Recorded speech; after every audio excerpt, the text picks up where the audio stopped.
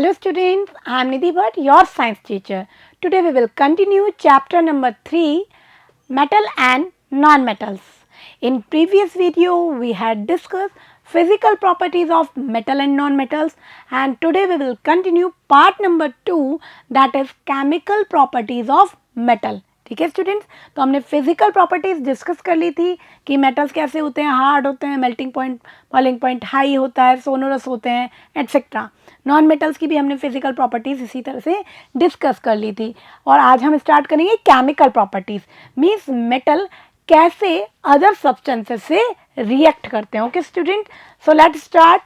First chemical properties of metal, इसमें हम जो फर्स्ट पॉइंट देखेंगे reaction with oxygen. So most metal combine with oxygen and form metal oxide. तो जो most metals हैं वो ऑक्सीजन से रिएक्ट करती हैं और क्या बनाती है, ऑक्साइड बनाती है. फॉर एग्जाम्पल पहले हम ये जनरल इक्वेशन देख लेते हैं, metal plus oxygen and it will form metal oxide. ठीक है, फॉर एग्जाम्पल कॉपर रिएक्ट करता है ऑक्सीजन से, ये बनाता है कॉपर का ऑक्साइड.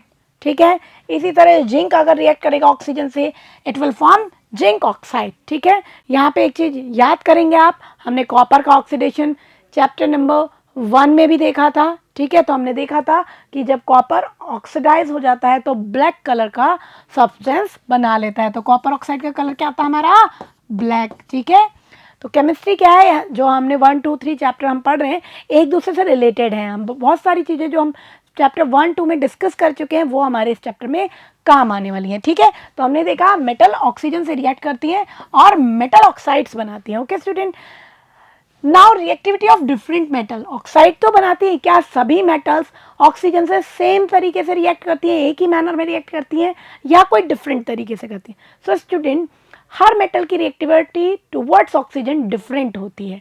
ठीक है, फॉर एग्जांपल अगर हम बात करते हैं सोडियम और पोटेशियम की, they are very reactive metal, बहुत ज़्यादा रिएक्टिव होती हैं. अगर हम इसको ओपन में ऐसे ही रख देते हैं तो वो ऑक्सीजन से तुरंत रिएक्ट करके आग पकड़ लेती हैं. ठीक है, इसीलिए हम कैरोसिन के अंदर उन्हें डिप करके रखते हैं. ठीक है स्टूडेंट, तो देखेंगे लिथियम, पोटेशियम एंड सोडियम. ठीक है, ये कैसी हैं तीनों, बहुत ज़्यादा मोस्ट रिएक्टिव मेटल्स हैं, बहुत ज़्यादा रिएक्टिव हैं. एंड दे रिएक्ट विग्रसली, बहुत तेज़ी से ये ऑक्सीजन से रिएक्ट करती हैं और एक्सोथर्मिक रिएक्शन होती है, इसलिए बहुत ज़्यादा हीट प्रोड्यूस होती है और ये तुरंत आग पकड़ लेते हैं. ठीक है, इसलिए हम सोडियम पोटेशियम जब हम यूज़ करेंगे लैब में, स्पेशली सोडियम आप बहुत ज़्यादा यूज़ करने वाला है, तो आपको ये मैंने पहले वाले वीडियो में भी बताया था, आपको कैरोसिन में डिप मिलेगा. ऐसे ही इसको एयर में हम खुला नहीं रख सकते. ठीक है स्टूडेंट, अगर हम बात करें other metal, magnesium, aluminium, zinc, lead, ठीक है, तो ये इतना विग्रसली रिएक्ट नहीं करते हैं. ठीक है, इनको हमें थोड़ा हीट करना पड़ेगा, लेकिन रूम टेम्परेचर पे ही ये अगर काफ़ी देर तक ऐसे ओपन में पड़े रहें, ठीक है, तो क्या होता है, इनके ऊपर एक ऑक्साइड की लेयर डिपॉजिट हो जाती है. यानी स्लोली रिएक्ट करते करते इनकी जो सरफेस है, सपोज ये हमारा एल्यूमिनियम है, इसकी सरफेस पे थोड़ी थोड़ी एल्यूमिनियम,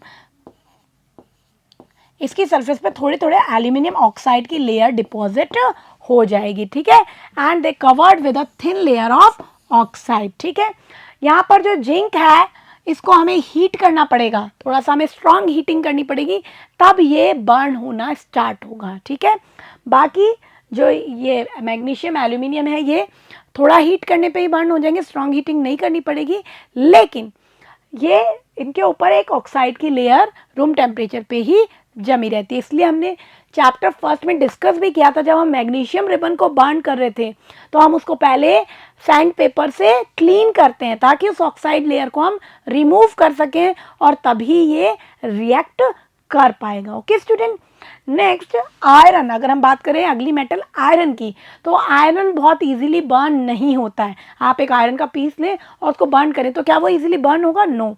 लेकिन अगर हम आयरन की फिलिंग्स लेते हैं, चूरा, ठीक है, लोहे का बुरादा, तो उसको अगर आप फ्लेम पे डालोगे तो वो तेजी से विग्रसली बर्न होगा और आपको आवाज भी सुनाई देगी. ठीक है, so iron does not burn on heating but iron filling burn vigorously. Okay student, तो हमने देखा लिथियम, पोटेशियम, सोडियम तो बहुत तेजी से रिएक्ट करती है, हमें हीट करने की ज़रूरत ही नहीं है. अगर आपने उसको हवा में रख दिया तो अपने आप ही जलने लग जाएगा. मैग्नीशियम, एल्यूमिनियम, जिंक, लेड, इनको हमें थोड़ा हीट करना पड़ेगा तभी ऑक्साइड बनाने लगेंगे अपने। और इनमें से मैग्नीशियम, एल्यूमिनियम तो थोड़ी कम हीटिंग पे भी बर्न हो जाएगा, लेकिन जिंक को हमें थोड़ा स्ट्रॉन्ग हीट करना पड़ेगा तब उसकी बर्निंग स्टार्ट होगी। आयरन बर्न नहीं होता हीटिंग करने पर, बहुत ही ज़्यादा हाई है इसका मेल्टिंग पॉइंट, लेकिन आयरन की फिलिंग्स जो है वो विग्रसली बर्न होती है, मीन्स ऑक्सीजन से रिएक्ट करती है। ठीक है, नेक्स्ट अगर हम बात करें कॉपर की, ठीक है, तो कॉपर बर्न नहीं होता है। अगर आप उसे फ्लेम में बर्न करने की कोशिश करेंगे वो बर्न नहीं होगा, बट उस पर कॉपर ऑक्साइड का फॉर्मेशन होगा और एक ब्लैक कोटिंग हो जाएगी। ठीक है, तो कॉपर ऑक्साइड बनने के कारण ब्लैक कोटिंग उस पर दिखाई देगी, लेकिन कॉपर बर्न नहीं होगा। और अगर हम बात करें सिल्वर, गोल्ड, प्लेटिनम की, तो ये हाई टेम्परेचर पे भी ऑक्सीजन से रिएक्ट नहीं करेंगे। So silver, gold do not react even at high temperature. अब ये डिफरेंस क्यों है स्टूडेंट्स?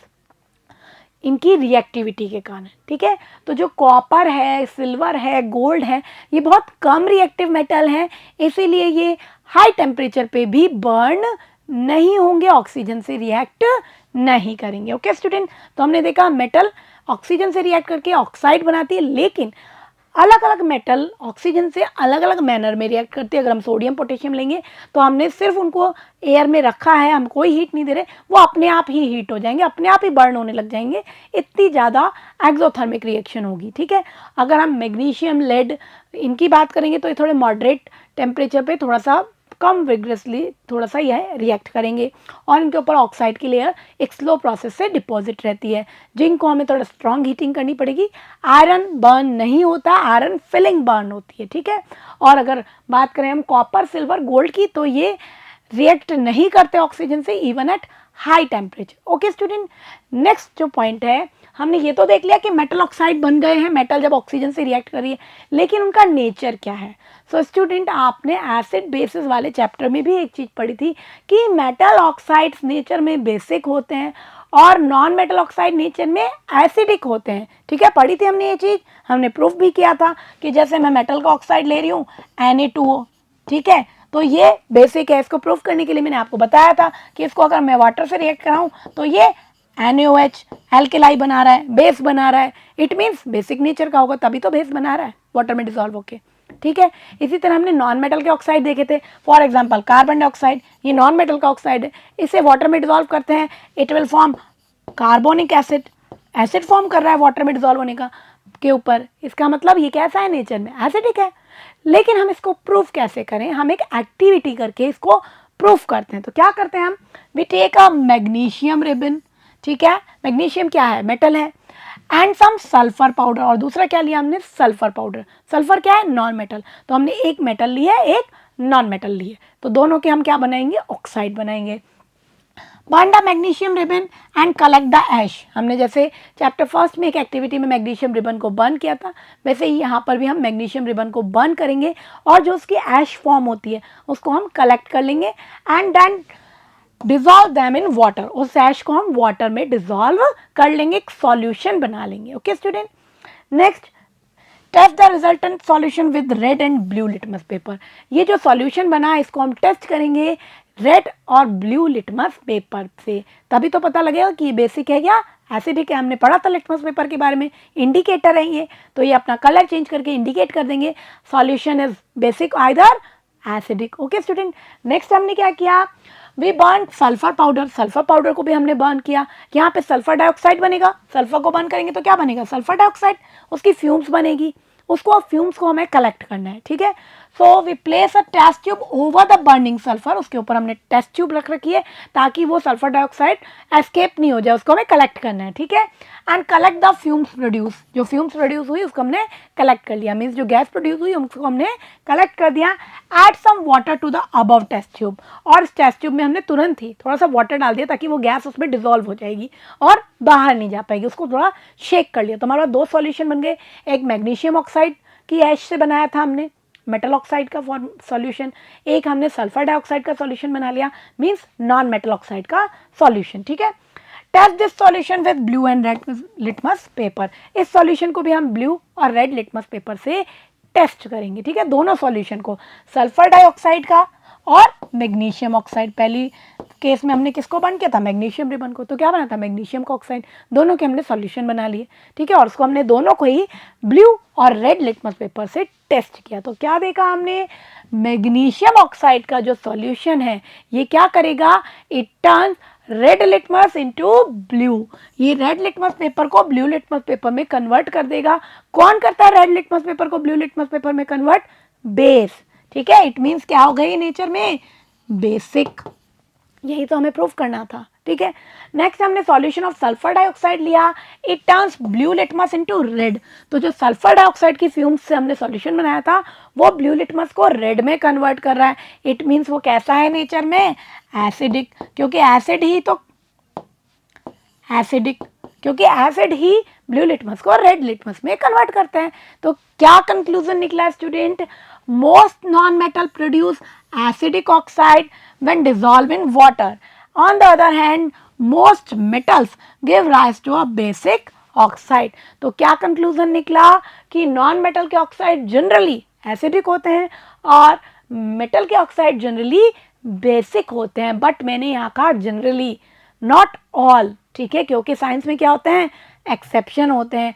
तो मेटल के जो ऑक्साइड है वैसे तो बेसिक ही होते हैं, लेकिन यहाँ पर कुछ एक्सेप्शन है, कुछ ऐसे ऑक्साइड हैं जो बेसिक नहीं है नेचर में। कैसे हैं फिर वो, amphoteric. What is amphoteric, amphoteric means dual nature, इनका दो नेचर है। एम्फो वर्ड का मतलब ही दो होता है, ठीक है। तो इट मीन्स इनका दो तरह का नेचर है। They can behave like as acid as well as base, यानी कि कुछ ऐसे मेटल्स हैं जिनके ऑक्साइड एसिड की तरह भी बिहेव करते हैं और बेस की तरह भी बिहेव करते हैं, उन्हें हम क्या कहते हैं, एम्फोटेरिक ऑक्साइड। तो देखेंगे student, some metal oxide show both acidic as well as basic behaviour, दोनों तरह का बिहेवियर ये शो करते हैं। Such metal oxide which react with both acid as well as base, तो दोनों की तरह बिहेव करते हैं। कैसे करते हैं बिहेव, कि ये एसिड से भी रिएक्ट कर सकते हैं और बेस से भी रिएक्ट कर सकते हैं, ठीक है। And produce salt and water, ठीक है। तो दोनों से ही न्यूट्रलाइजेशन रिएक्शन दे रहे हैं, एसिड से भी कर रहे हैं। तो जब एसिड से रिएक्ट कर रहे हैं तो वो बेस की तरह बिहेव कर रहे हैं, और जब वो बेस से रिएक्ट कर रहे हैं इट मीन्स वो एसिड की तरह बिहेव कर रहे हैं। और दोनों ही कंडीशन में क्या बना रहे हैं, सॉल्ट एंड वाटर। ऐसे ऑक्साइड को हम क्या कहते हैं, amphoteric oxide. For example zinc and aluminium oxide. क्या है इसके एग्जाम्पल, एल्यूमिनियम ऑक्साइड और जिंक ऑक्साइड। तो कैसे करते हैं ये ड्यूअल बिहेवियर, दोनों तरह का बिहेवियर, एसिडिक और बेसिक, उसको देखेंगे। मीन्स अगर मैं बात करूं, पहले हम बात करते हैं एल्यूमिनियम के ऑक्साइड की, Al2O3। अगर ये किसी स्ट्रॉन्ग एसिड की प्रेजेंस में आ जाए तो ये खुद बेस की तरह बिहेव करने लगेगा, सॉल्ट और वाटर बनाएगा रिएक्ट करके। लेकिन अगर ये रिएक्ट करे किसी स्ट्रॉन्ग बेस से, तो बेस ज़्यादा स्ट्रॉन्ग हो गया, तब ये क्या बन जाएगा, एसिड बन जाएगा। तो देखेंगे स्टूडेंट, Al2O3 की रिएक्शन हमने कराई, HCl हाइड्रोक्लोरिक एसिड, क्या है ये, एक स्ट्रॉन्ग एसिड है। तो जब स्ट्रॉन्ग एसिड इसके सामने आ गया तो ये खुद क्या बन जाएगा, बेस, ठीक है। और क्या बनाएगा, AlCl3 सॉल्ट बना, एल्यूमिनियम क्लोराइड प्लस वाटर, तो न्यूट्रलाइजेशन रिएक्शन हुई है। ये एसिड है, दिख ही रहा है ये एसिड, और न्यूट्रलाइजेशन रिएक्शन कर रहा है दूसरे सब्सटेंस से, तो दूसरा सब्सटेंस क्या होगा, बेस। मतलब यहाँ ये किसकी तरह बिहेव कर रहा है, बेस की तरह। But when it react with sodium hydroxide, अब सोडियम हाइड्रोक्साइड क्या है, एक स्ट्रॉन्ग बेस है, ठीक है। तो ये हमारा बेस है। अब ये किसकी तरह बिहेव करेगा, एसिड की तरह, ठीक है। अब एल्यूमिनियम ऑक्साइड, पहले भी यही फॉर्मूला था, अब भी यही फॉर्मूला है, लेकिन पहले जब स्ट्रॉन्ग एसिड से रिएक्ट कर रहा था तो ये बेस की तरह बिहेव कर रहा था। अब क्योंकि एक स्ट्रॉन्ग बेस से रिएक्ट कर रहा है तो ये खुद किसकी तरह बिहेव करेगा, एसिड की तरह बिहेव करेगा, and it will form sodium aluminate and water. Okay student, next बात करते हैं हम जिंक ऑक्साइड। ये भी क्या है, एक एम्फोटेरिक ऑक्साइड है। तो जब ये एक स्ट्रॉन्ग एसिड से रिएक्ट कर रहा है, HCl, it will form zinc chloride, salt बन गया जिंक क्लोराइड, क्या है, एक सॉल्ट है, एंड वाटर, और दूसरी चीज क्या बनी, वाटर। लेकिन जब ये रिएक्ट करेगा किसी स्ट्रॉन्ग बेस से, NaOH is a strong base, तो ये खुद की तरह किसकी तरह बिहेव करेगा, ये बिहेव करेगा एसिड की तरह, क्योंकि इसके सामने एक स्ट्रॉन्ग बेस आ गया है, तो उसके सामने तो ये बेस बन नहीं सकता, उसके सामने क्या बन जाएगा, ये एसिड बन जाएगा। And it will form sodium zincate, ये क्या है, एक सॉल्ट है, एंड वाटर। तो क्या हुई यहाँ पर भी, न्यूट्रलाइजेशन रिएक्शन। तो क्या देखा हमने, एल्यूमिनियम ऑक्साइड और जिंक ऑक्साइड, एसिड से भी रिएक्ट कर सकते हैं और बेस से भी रिएक्ट कर सकते हैं और दोनों तरह का बिहेवियर दिखा सकते हैं, एसिडिक भी बेसिक भी। इट मीन्स ये क्या है, एम्फोटेरिक ऑक्साइड। इंपॉर्टेंट क्वेश्चन है, सीबीएसई में एग्जाम्स में कई बार ये पूछा जाता है। ओके स्टूडेंट, नेक्स्ट देखेंगे। अब हमने ये देख लिया मेटल ऑक्साइड्स बन गए, उनका नेचर कैसा है, जनरली बेसिक है but some are amphoteric in nature. अब हम देखेंगे क्या ये ऑक्साइड वाटर में सॉल्युबल है या नहीं है। तो कुछ मेटल ऑक्साइड वाटर में सॉल्युबल है, ठीक है। तो देखेंगे metal oxide are insoluble, mostly तो क्या है इनसॉल्युबल है वाटर में, but some can dissolve in water. लेकिन कुछ मेटल ऑक्साइड वाटर में डिजॉल्व होते हैं and they will form alkali. क्या बनाएंगे वो, एल्केलाई। क्या थे alkali, bases that are soluble in water. For example sodium oxide, ये जब रिएक्ट करेगा it react with water and form sodium hydroxide, ठीक है। तो क्या है सोडियम हाइड्रोक्साइड, एल्कलाई है, ठीक है।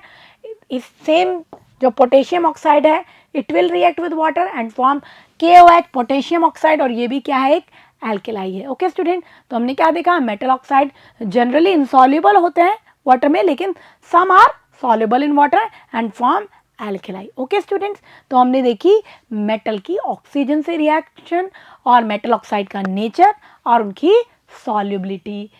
Next point is anodising. What is anodising? तो स्टूडेंट हमने पढ़ा था प्रीवियस चैप्टर में, चैप्टर नंबर 1 में, कोरोजन की जो मेटल्स होती हैं वो सब्सटेंसेस से रिएक्ट करती हैं और उनकी जो शाइन होती है वो लॉस्ट हो जाती है, ख़त्म हो जाती है, जिसको हमने कोरोजन कहा था, ठीक है। तो कोरोजन से ही प्रिवेंट करने के लिए एक प्रोसेस है एनोडाइजिंग। अभी हमने पढ़ा था कि जो एल्यूमिनियम है, ठीक है, इस तरह की जो मेटल्स हैं एल्यूमिनियम, मैग्नीशियम, इनके ऊपर एक थिन लेयर डिपॉजिट हो जाती है ऑक्साइड की। रूम टेम्परेचर पे धीरे धीरे ये स्लोली ऑक्साइड से रिएक्ट करते हैं, ऑक्सीजन से रिएक्ट करते हैं और ऑक्साइड की लेयर अपने ऊपर फॉर्म कर लेते हैं, ठीक है। और उस लेयर के फॉर्मेशन के कारण जो अंदर का मेटल होता है उसका कोरोजन नहीं होता, ठीक है, तो वो कोरोड होने से बच जाती है। तो इसी टेक्निक को यूज़ करके एनोडाइजिंग की गई। एक मेथड सोचा गया कि क्या हम कुछ ऐसा करें कि एक थिक लेयर बना दें ऑक्साइड की एल्यूमिनियम के आर्टिकल्स पे, मैग्नीशियम के आर्टिकल्स पे, और इस थिक लेयर के कारण उनका कोरोजन नहीं हो। उसी प्रोसेस को क्या कहा गया, एनोडाइजिंग। और इस प्रोसेस में हम क्या करेंगे, इलेक्ट्रोलाइसिस करेंगे, इलेक्ट्रिसिटी को यूज़ करके एल्यूमिनियम के आर्टिकल्स पे एक ऑक्साइड की थिन लेयर को डिपॉजिट कर देंगे। This is called anodising. तो देखेंगे student, anodising is a process of forming a thick oxide layer of aluminium, ठीक है। एल्यूमिनियम ऑक्साइड का थिक लेयर उसके ऊपर जम गई है, तो क्या होगा, उसका फर्दर ऑक्सीडेशन नहीं होगा और उसका कोरोजन नहीं होगा। Aluminium develops a thin oxide layer when exposed to air. और ये हमने किस चीज़ से ये आइडिया आया हमारे दिमाग में, क्योंकि एल्यूमिनियम को जब हम एयर में एक्सपोज करते हैं तो इसमें एक थिन लेयर तो नेचुरली डिपॉजिट हो जाती है इसके ऑक्साइड की, ठीक है। This aluminium oxide coat makes it resistant to further corrosion. और इस ऑक्साइड कोट के कारण इसका फर्दर कोरोजन नहीं होता, उसके लिए ये रेजिस्टेंट हो जाता है, उससे ये बच जाता है, ठीक है। तो इसीलिए हमने क्या किया, अब हम क्या कर रहे हैं, इलेक्ट्रोलाइसिस मेथड यूज़ कर रहे हैं, डाइल्यूट सल्फ्यूरिक एसिड यूज़ कर रहे हैं और एल्यूमिनियम के आर्टिकल को हम एनोड के फॉर्म में यूज़ कर रहे हैं, ठीक है। और इलेक्ट्रोलाइसिस करके इसके ऊपर एल्यूमिनियम ऑक्साइड की एक थिक लेयर को डिपॉजिट कर रहे हैं और क्या होगा, उससे इसके ऊपर एक थिक लेयर जम जाएगी और इसका फर्दर कोरोजन नहीं होगा। ओके स्टूडेंट, तो देखेंगे during anodising a clean aluminium article is made anode. एक क्लीन आर्टिकल से हमने क्या बना दिया, एनोड, ठीक है। And electrolysed with dilute sulphuric acid. और क्या यूज़ किया, डाइल्यूट सल्फ्यूरिक एसिड यूज़ किया और इलेक्ट्रिसिटी उसमें पास की। Oxygen gas evolve at the anode. Anode पे कौन सी गैस फॉर्म होगी, ऑक्सीजन गैस फॉर्म होगी, ठीक है।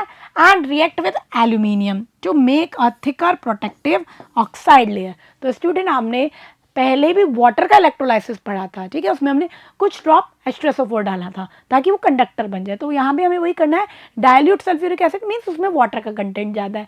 तो हमने देखा था एनोड पे कौन सी गैस बनती है, ऑक्सीजन गैस बनती है। अब यहाँ पे हमने एक थोड़ा सा चेंज क्या किया है, हमने एनोड ग्रेफाइट का ना बना करके एल्यूमिनियम के आर्टिकल का बनाया है। तो जो ऑक्सीजन फॉर्म होगी एनोड पे, वो इसके ऊपर इससे रिएक्ट करके एल्यूमिनियम ऑक्साइड की लेयर को डिपॉजिट करती जाएगी, और जैसे जैसे हम इलेक्ट्रिसिटी पास करते जाएंगे एक थिक लेयर इस पर डिपॉजिट हो जाएगी, और फिर उसको हम एक शाइनी फिनिश दे सकते हैं। ओके स्टूडेंट, तो एनोडाइजिंग मेथड से एल्यूमिनियम के आर्टिकल को कोरोजन से बचाया जा सकता है। ओके स्टूडेंट, तो ये मेथड हमने देख लिया। नेक्स्ट रिएक्शन हम देखेंगे, हमने ऑक्सीजन से रिएक्शन देख ली। Next we will discuss reaction of metals with water.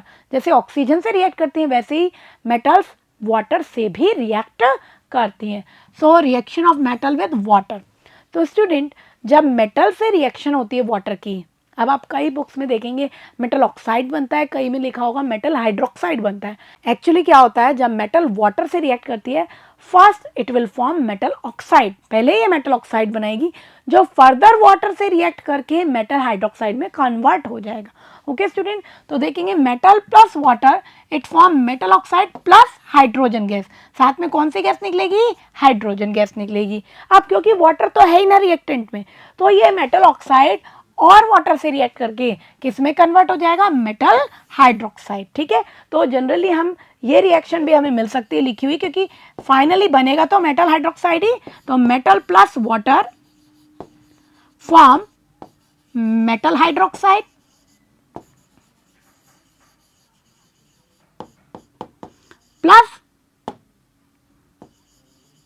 Plus hydrogen. Okay student, ठीक है, तो ये 2 स्टेप में होती है। पहले मेटल वाटर से रिएक्ट करके मेटल ऑक्साइड बनाएगा, साथ में हाइड्रोजन गैस लिबरेट होगी। ये मेटल ऑक्साइड वाटर से रिएक्ट करके फर्दर क्या बनेगा, मेटल हाइड्रोक्साइड। ओके स्टूडेंट, तो कौन सी गैस लिबरेट हो रही है इसको याद रखेंगे, हाइड्रोजन गैस। ठीक है, क्वेश्चन गैसेस पे पुटअप होता है कि हमने एक वाटर से किसी चीज़ को हमने कोई पीस डाला है, ठीक है, अब बताया नहीं जाएगा मेटल है या नॉन मेटल, गैस इवॉल्व हो रही है, ठीक है, हाइड्रोजन गैस इवॉल्व हो रही है, या आपको बताया जाएगा पॉपअप साउंड करने वाली गैस इवॉल्व हो रही है, तो आपको पता लग जाएगा कि हाइड्रोजन गैस इवॉल्व हो रही है वाटर से रिएक्ट करने के बाद, इट मीन्स हमने कोई मेटल लिया होगा। ओके स्टूडेंट, तो याद रखेंगे इसको। अब जैसे हमने देखा था ऑक्सीजन से भी मेटल्स की रिएक्टिविटी डिफरेंट थी, ठीक है, तो टुवर्ड्स ऑक्सीजन मेटल की रिएक्टिविटी अलग अलग थी, कोई तो बहुत फास्ट रिएक्ट कर रहा था, कोई कम रिएक्ट कर रहा था। ऐसे ही वाटर से भी डिफरेंट मेटल की रिएक्टिविटी डिफरेंट तरीके से होगी। मतलब कुछ मेटल्स तो कोल्ड वाटर से ही रिएक्ट कर लेंगी, कुछ हॉट वाटर से रिएक्ट करेंगी, कुछ कोल्ड और हॉट वाटर दोनों से रिएक्ट नहीं करेंगी बट स्टीम से रिएक्ट करेंगी, ठीक है, और कुछ मेटल्स रिएक्ट ही नहीं करेंगी, चाहे कोल्ड वाटर हो, हॉट वाटर हो या स्टीम हो, रिएक्ट ही नहीं करेंगी।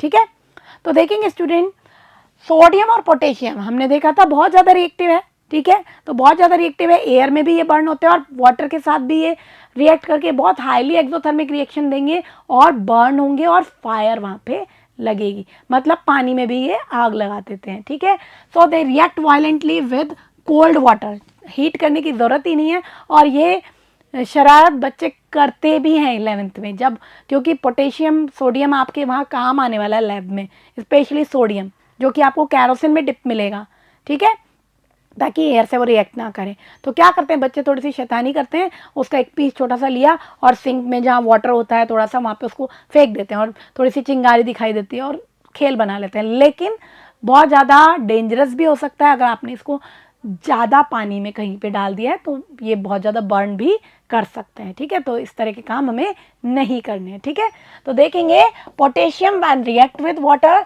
It will form potassium hydroxide, क्योंकि फाइनली तो हाइड्रोक्साइड बनेगा, एंड हाइड्रोजन और बहुत ज़्यादा हीट लिबरेट हो रही है, तो जो हीट लिबरेट हो रही है और हाइड्रोजन गैस, तो हाइड्रोजन गैस तो है ही बर्न होने वाली गैस, ठीक है, उसको हीट मिल रही है तो तेजी से क्या होगी, बर्न होगी। ओके स्टूडेंट, इसी तरह से सोडियम भी जब वाटर से रिएक्ट करेगा it will form sodium hydroxide, hydrogen plus heat, means ये दोनों रिएक्शन कैसे होंगी, हाईली एक्सोथर्मिक, कोल्ड वाटर से ही ये रिएक्ट कर लेगा और वहाँ पे क्या हो जाएगी, आग लगेगी। ठीक है स्टूडेंट, तो हमें इससे थोड़ा सावधानी से काम में लेना होता है। ओके स्टूडेंट, नेक्स्ट अगर हम बात करें कैल्शियम की, तो कैल्शियम भी कोल्ड वाटर से रिएक्ट करेगा बट लेस वायलेंटली, इतनी ज़्यादा वायलेंट रिएक्शन नहीं होगी, इतनी ज़्यादा हीट नहीं निकलेगी कि वहाँ पे आग लगे। ठीक है student, so calcium when react with water it will form calcium hydroxide. ठीक है, आपको कुछ भी नहीं करना, वाटर से रिएक्ट कराना है और हाइड्रोक्साइड बनाना है। अब आपको याद होना चाहिए कैल्शियम का हाइड्रोक्साइड मैं बनाऊं तो Ca+2 चार्ज होता है, OH पे तो -1 होता ही है, तो फॉर्मूला हमारा CaOH का होल ट्वाइस आएगा। तो जब भी कभी रिएक्शन आपके सामने आए, आपको पता हो मेटल रिएक्ट कर रही है वाटर से, हाइड्रोक्साइड बनाएगा और हाइड्रोजन गैस निकलेगी, तो आप क्या करेंगे, साइड में उसका फॉर्मूला हाइड्रोक्साइड का बना के देख लेंगे और रिएक्शन को इजीली कंप्लीट कर लेंगे, ठीक है। And magnesium react with hot water, magnesium cold water से रिएक्ट नहीं करेगा, किससे रिएक्ट करेगा, हॉट वाटर से रिएक्ट करेगा, ठीक है। तो ये तो हमने देखा जो ज़्यादा रिएक्टिव है हम कोल्ड वाटर से ही रिएक्ट कर लेंगी, कुछ तो सोडियम पोटेशियम बहुत विग्रसली रिएक्ट करेगी, कैल्शियम करेगी तो कोल्ड वाटर से, लेकिन इतनी ज़्यादा विग्रस रिएक्शन वो नहीं होगी। मैग्नीशियम जो है वो हॉट वाटर से रिएक्ट करेगी, ठीक है। नेक्स्ट पॉइंट, एक क्वेश्चन यहाँ आता है, अक्सर पूछा जाता है, why calcium and magnesium start float when they react with water. हम कैल्शियम और मैग्नीशियम का कोई पीस लें और उसको वाटर से रिएक्ट करें, क्या करें, हम एक बीकर में वाटर लें और उसमें कैल्शियम का पीस डाल दें या मैग्नीशियम का, मैग्नीशियम के केस में हमें हॉट वाटर लेना पड़ेगा, बस ये ध्यान रखना है। तो क्या देखेंगे, वो एकदम से नाचने लग जाएगा, वहाँ पे बहुत ज़्यादा तैरने लग जाएगा, आपको चलता हुआ दिखाई देगा।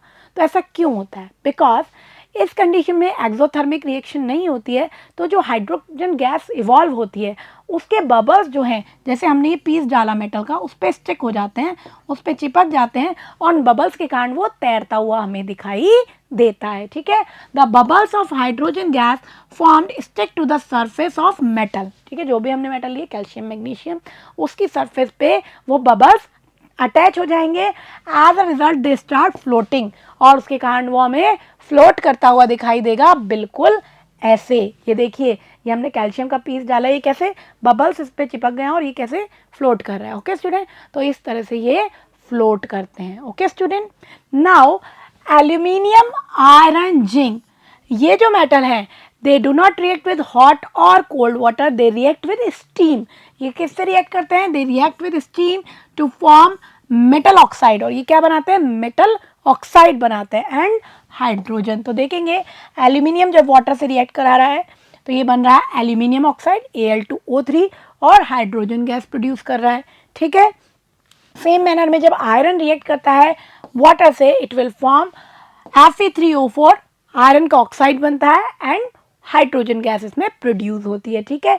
While lead, copper, silver, gold, ये जो मेटल्स हैं they do not react with water, ये वाटर से कभी भी रिएक्ट नहीं करती, इसीलिए आप जो ज्वेलरी पहनते हो सिल्वर गोल्ड की, हम नहाते हैं या कुछ भी काम करते हैं पानी में, वो खराब नहीं होती हैं क्योंकि वो वाटर से रिएक्ट ही नहीं करती हैं। तो यहाँ पे स्टूडेंट एक क्वेश्चन आपके दिमाग में आ रहा होगा कि हमने जब रिएक्टिविटी देखी मेटल्स की टुवर्ड्स ऑक्सीजन एंड वाटर, तो वो डिफरेंट तरीके से रिएक्ट कर रही है, कोई बहुत ज़्यादा रिएक्ट कर रही है, कोई लेस रिएक्टिव है, कोई बिल्कुल ही रिएक्ट नहीं कर रही, तो ऐसा क्यों हुआ। तो स्टूडेंट हमने चैप्टर फर्स्ट में ड्यूरिंग डिस्प्लेसमेंट रिएक्शन हमने रिएक्टिविटी सीरीज़ को डिस्कस किया था, वो हमारे इस चैप्टर में भी बहुत काम आने वाली है, ठीक है। तो क्या देखा था हमने रिएक्टिविटी सीरीज़ में, आपने देखा था हाइड्रोजन से ऊपर हैं कुछ मेटल्स जिनमें अपनी सोडियम पोटेशियम जो है ये रिएक्टिविटी सीरीज़ में टॉप पे होती हैं, ठीक है, तो ये बहुत ज़्यादा रिएक्टिव होती हैं, ठीक है। जैसे जैसे हम नीचे आएंगे तो मेटल्स जो है लेस रिएक्टिव होती जाती हैं। तो स्टूडेंट यहाँ जो बात हुई कि लेड, कॉपर, सिल्वर, गोल्ड, ये रिएक्ट क्यों नहीं कर रही हैं वाटर से। तो स्टूडेंट जब वाटर से रिएक्शन हो रही है मेटल की, तो एक्चुअल में हो क्या रहा है, सपोज कोई मेटल है एक्स, ठीक है, ये क्या कर रही है, वाटर में से हाइड्रोजन को डिस्प्लेस कर रही है, यानी कि यहाँ पे क्या हो रही है, डिस्प्लेसमेंट रिएक्शन ही हो रही है। तो मेटल कब डिस्प्लेस करेगी हाइड्रोजन को, जब वो उससे ज़्यादा रिएक्टिव होगी, मोर रिएक्टिव होगी, तभी तो वो लेस रिएक्टिव को हाइड्रोजन को डिस्प्लेस करेगी और हाइड्रोजन गैस प्रोड्यूस करेगी, ठीक है।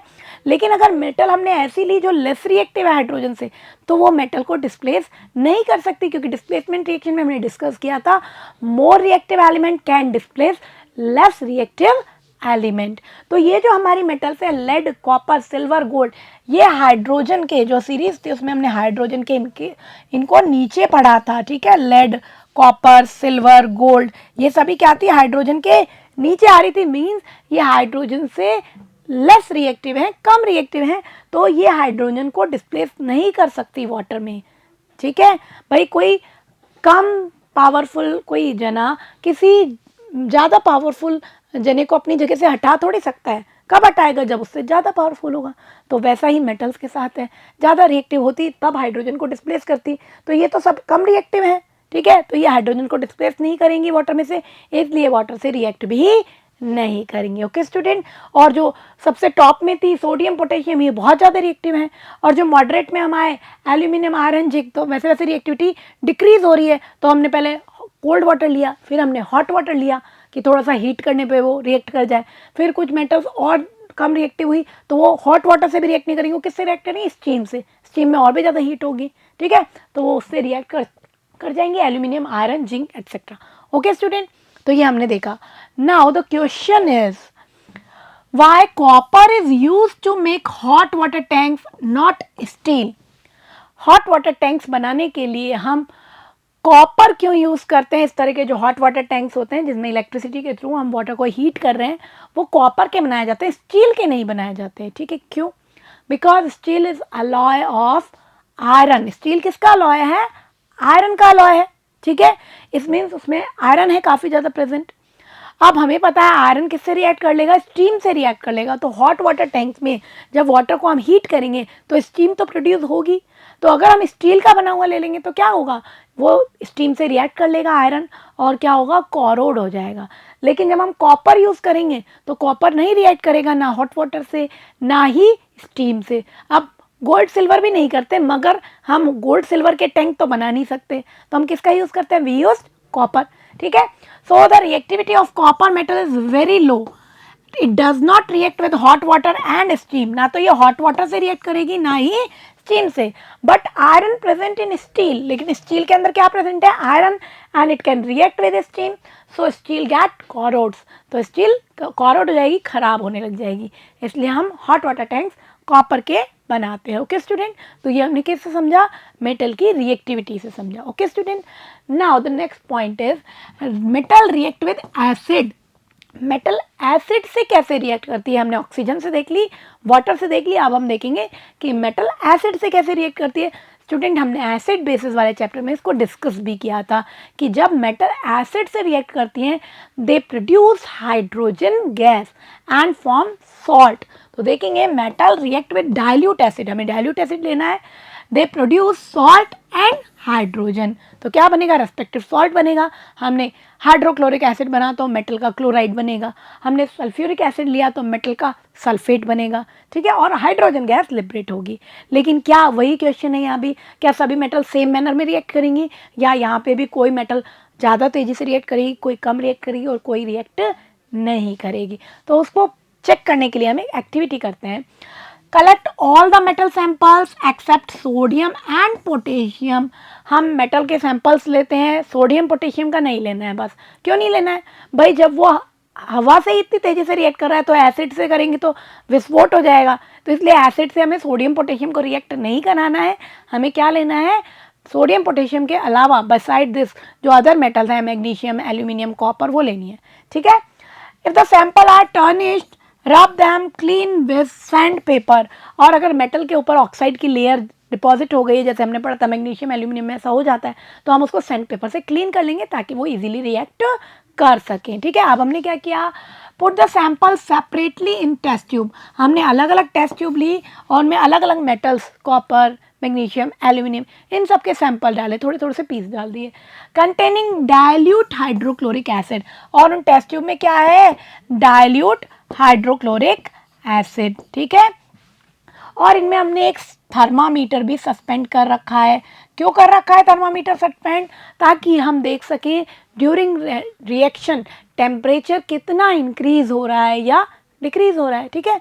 तो देखेंगे suspend thermometer in the test tube so that there bulbs are dipped in the acid. और उनके बल्ब एसिड में डिप होने चाहिए ताकि वो टेम्परेचर को नोट कर सकें, ठीक है स्टूडेंट। अब हमने क्या किया, एसिड हमने पहले ही फिल कर रखा था, हम सब में जो मेटल है उसके पीस थोड़े थोड़े डाल देंगे। क्या देखेंगे हम, हाइड्रोजन गैस फॉर्म होगी और बबल्स निकलते हुए दिखाई देंगे।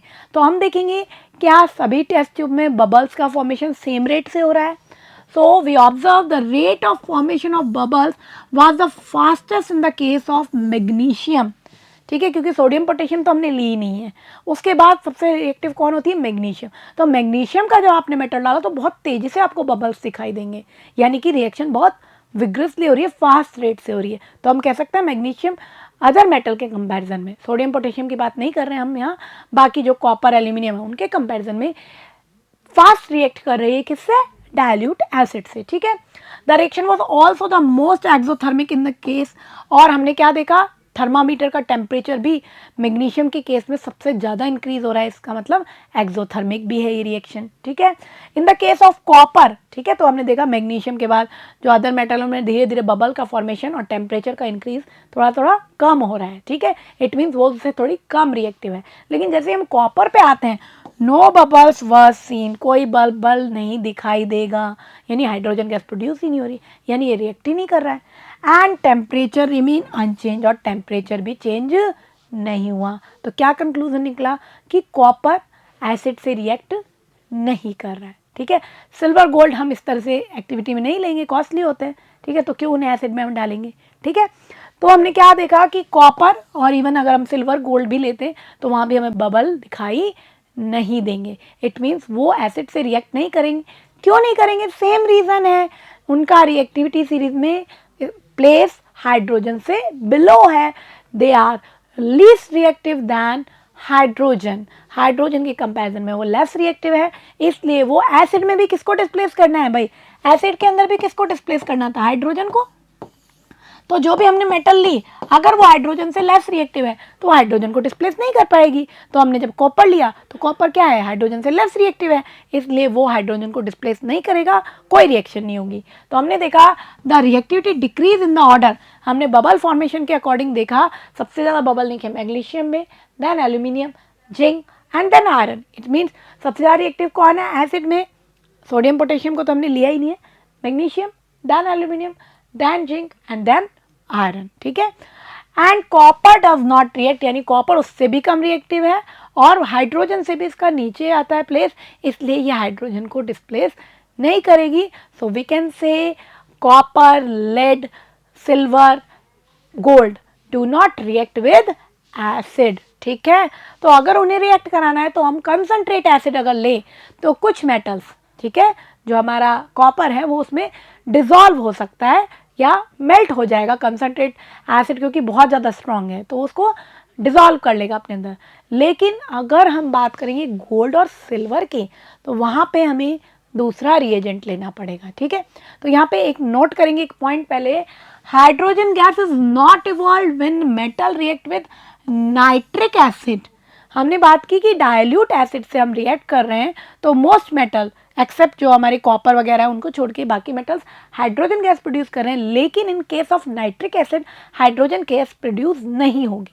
क्यों नहीं होगी, because HNO3 nitric acid is a strong oxidising agent and it oxidise hydrogen produce, means hydrogen produce तो हुई थी लेकिन जैसे ही वो प्रोड्यूस हुई उसको HNO3 ने ऑक्सीडाइज कर दिया। ठीक है, क्योंकि वो एक स्ट्रॉन्ग ऑक्सीडाइजिंग एजेंट है, और किस में कन्वर्ट कर दिया, वाटर में, and produce to water and itself get reduce, और खुद वो रिड्यूस हो जाएगी और क्या बना लेगी, नाइट्रोजन के oxides, any of the nitrogen oxide like N2O, NO and NO2। ठीक है, तो क्या होगा, जैसे ही हाइड्रोजन गैस प्रोड्यूस होगी उसको HNO3 खुद ही सेल्फ एक ऑक्सीडाइजिंग एजेंट है तो ऑक्सीडाइज करके वाटर में कन्वर्ट कर देगा और खुद रिड्यूस होके नाइट्रोजन के ऑक्साइड में कन्वर्ट हो जाएगा। Okay, but magnesium and manganese, अगर हम मैग्नीशियम और मैग्नीज को लेते हैं और वेरी डाइल्यूट नाइट्रिक एसिड लें, बहुत ज़्यादा डाइल्यूट, जैसे वाटर ज़्यादा है, ठीक है, नाइट्रिक एसिड बहुत कम है, तो वो मॉडरेट रिएक्टिव है, वो रिएक्ट करके हाइड्रोजन गैस को प्रोड्यूस करेंगे। Okay student, only in case of magnesium and manganese. ठीक है, और नाइट्रिक एसिड भी कैसा होना चाहिए, वेरी डाइल्यूट, तब हाइड्रोजन गैस प्रोड्यूस हो सकती है, अदरवाइज नाइट्रिक एसिड जब हमने ले लिया तो हाइड्रोजन गैस प्रोड्यूस नहीं होगी क्योंकि एक ऑक्सीडाइजिंग एजेंट है। अब यहाँ पे एक चीज़ और स्टूडेंट आपके दिमाग में आएगी कि मैंने आपको बताया कि गोल्ड, प्लेटिनम, ये जो मेटल है ये कंसंट्रेट एसिड में भी डिसॉल्व नहीं होती है, तो इनको कौन डिसॉल्व करेगा, यहाँ पे एक रिएजेंट है एक्वारेजिया। ठीक है, और ये किससे बनता है, concentrate HCl and concentrate HNO3 को हम 3:1 में जब ऐड करते हैं 3 पार्ट हमने लिया कंसनट्रेट HCl और 1 पार्ट लिया हम कंसनट्रेट HNO3 और उसको जब हमने मिक्स किया ये बन जाता है एक्वारेजिया और ये नाम आया लैटिन वर्ड रॉयल वाटर से, ठीक है। एक्वारेजिया का मीनिंग होता है रॉयल वाटर लैटिन नेम में, ठीक है। इस रिएजेंट के अंदर जो गोल्ड प्लेटिनम है वो भी डिसॉल्व हो जाता है, जबकि अगर हम अकेला कोई एसिड ले लें इनमें से तब वो डिसॉल्व नहीं होता, ठीक है।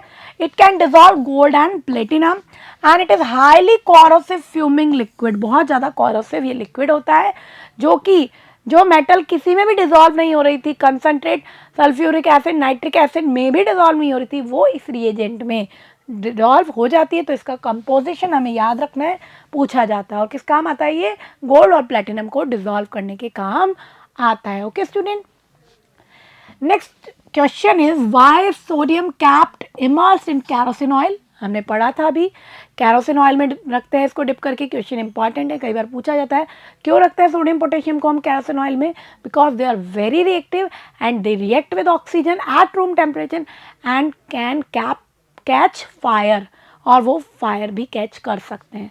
सो sodium is highly reactive, so it is capped immersed in kerosene oil. पानी में भी नहीं रख सकते, पानी में भी रिएक्ट कर लेगा, तो किस में रखेंगे, कैरोसिन ऑयल में डिप करके, तो वहाँ एयर भी पहुँच नहीं पाएगी। टू प्रिवेंट इस reaction with oxygen moisture and carbon dioxide, कुछ भी इसको मिल गया एयर में तो उससे रिएक्ट कर सकती हैं एंड प्रिवेंट एक्सीडेंटल फायर, तो एक्सीडेंटल फायर ना हो, कोई ऐसे आग ना पकड़ ले, उससे प्रिवेंट करने के लिए, बचाने के लिए हम इसे कैरोसिन के अंदर डिप करके रखते हैं। ओके स्टूडेंट, तो ये हमने देखा कि कैसे मेटल डिफरेंट सब्सटेंस से रिएक्ट करती है। ओके स्टूडेंट, अब हम क्या करेंगे, इनकी समरी करेंगे। Okay student, so first we discuss reaction of metal with oxygen, they will form metal oxides and metal oxides are basic in nature. Okay students, then we discuss reactivity towards oxygen of different metals. Sodium potassium react vigorously, बहुत तेजी से react करती है. Aluminium, zinc, other metals react slowly, less vigorously they react with oxygen, and some metal do not react with oxygen. Then we discuss reaction of metals with water. यहाँ भी हमने क्या देखा, सोडियम पोटेशियम की water से जब reaction होती है it is highly exothermic reaction and they can catch fire in water, अगर उनको हमने वाटर में डाला है तो वो फायर को कैच कर लेते हैं। Then we discuss calcium can react with cold water but it float on water, ये वाटर पे फ्लोट होगा because hydrogen bubbles attach on its surface, hydrogen bubble इसकी सरफेस से अटैच हो जाएंगे और इसको फ्लोट कराएंगे। Magnesium can react with hot water, magnesium किससे रिएक्ट करेगा, हॉट वाटर से। Iron and other some metals, zinc etcetera, they react with steam, वो किससे रिएक्ट करते हैं, स्टीम से रिएक्ट करते हैं, ना हॉट वाटर से रिएक्ट करते हैं ना कोल्ड वाटर से रिएक्ट करते हैं। And copper, gold, platinum, they do not react with hot water, cold water और स्टीम ऑल्सो, किसी भी वाटर से ये रिएक्ट नहीं करते because they are less reactive than hydrogen, so they can't displace hydrogen from water. Okay student, ये हमने discuss किया। Then we discuss reaction of acids and metal. When acid react with metal they produce hydrogen gas and इसमें भी reactivity order जो होगा same ऐसा ही रहेगा। हमने एक एक्टिविटी करके देखी तो हमने देखा सोडियम पोटेशियम तो सबसे ज़्यादा रिएक्टिव होते ही हैं, दैन मैग्नीशियम, दैन एल्यूमिनियम, इस तरह से इनका रिएक्टिविटी ऑर्डर रिएक्टिविटी सीरीज़ के अकॉर्डिंग ही डिक्रीज हो जाएगा। And copper, lead, gold, silver do not react with any acid, ये किसी एसिड से रिएक्ट नहीं करेंगे। यहाँ पे हम एक एग्जाम्पल देखा कि नाइट्रिक एसिड अगर हम ले लेते हैं because it is an highly oxidizing agent, ये एक स्ट्रॉन्ग ऑक्सीडाइजिंग एजेंट है, so it do not produce hydrogen gas when it react with metal, ठीक है। तो ये हाइड्रोजन गैस को प्रोड्यूस नहीं करेगा मेटल से रिएक्ट करके, क्योंकि हाइड्रोजन गैस जैसे ही प्रोड्यूस होगी उसको ये ऑक्सीडाइज करके वाटर में कन्वर्ट कर देगा और खुद रिड्यूस हो जाएगा, ठीक है स्टूडेंट। फिर हमने देखा मैग्नीशियम और manganese very dilute nitric acid से रिएक्ट करके हाइड्रोजन गैस को प्रोड्यूस कर सकते हैं। Then we discuss about aqua regia, it is a solution of concentrate HCl and concentrate nitric acid in 3:1 and it can dissolve gold and platinum also and it is highly corrosive fuming liquid. Okay student, तो ये सब हमने आज के topic में discuss किया था। I hope सभी पार्ट अच्छे से क्लियर हुए होंगे, उनको अच्छे से लर्न करेंगे। In next video we will discuss some other reactions of metal with other metal salts और with non metals. Okay student, तब तक इसको अच्छे से स्टडी करेंगे। Thank you.